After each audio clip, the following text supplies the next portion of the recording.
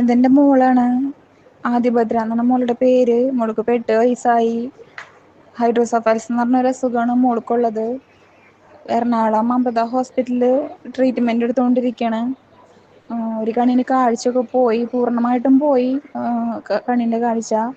അതിന്റെ ഭാഗമായിട്ട് തലച്ചോറിലേക്ക് ഇൻഫെക്ഷൻ വന്നു, തലയിൽ വെള്ളം കെട്ടുന്ന അസുഖമായി. ഇപ്പൊ 6 സർജറിയോളം കഴിഞ്ഞു തലയിൽ തന്നെ. ഇപ്പൊ തലേന്ന് ഇപ്പൊ വയറ്റിലോട്ട് ആൾക്ക് ട്യൂബ് ഇട്ടിരിക്കുകയാണ്.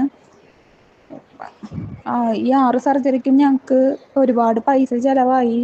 ഞങ്ങൾ ലോൺ എടുത്തും എല്ലാവരും സഹായിച്ചും ഞങ്ങളെ നാട്ടുകാർ സഹായിച്ചിട്ടൊക്കെയാണ് ഞങ്ങൾ മോളെ സർജറിയുടെ പൈസ അടച്ചും ഇതുവരെ അവളെ കാര്യങ്ങളൊക്കെ കൊണ്ടുപോയിരുന്നത്.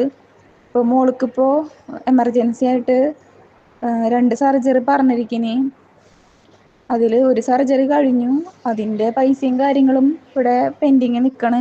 ഇപ്പോൾ പെട്ടെന്നൊരു സർജറിയും കൂടി നാളെ പറഞ്ഞിരിക്കണേ എമർജൻസി ആയിട്ട്. അതിനൊരു 3 ലക്ഷത്തോളം രൂപ ഞങ്ങൾക്ക് വേണ്ടി വരും. അപ്പോൾ ഞങ്ങളെ കുടുംബം എന്ന് പറയണത് വളരെ സാമ്പത്തികം പിന്നോട്ട് നിൽക്കുന്ന ഒരു കുടുംബമാണ്. ഇത്രയും വലിയ എമൗണ്ട് ഞങ്ങൾക്ക് ഉണ്ടാക്കാൻ പറ്റുന്നതിലപ്പുറമാണ്. എന്ത് ചെയ്യണമെന്നും പോലും അറിയില്ല ഞങ്ങൾക്ക്.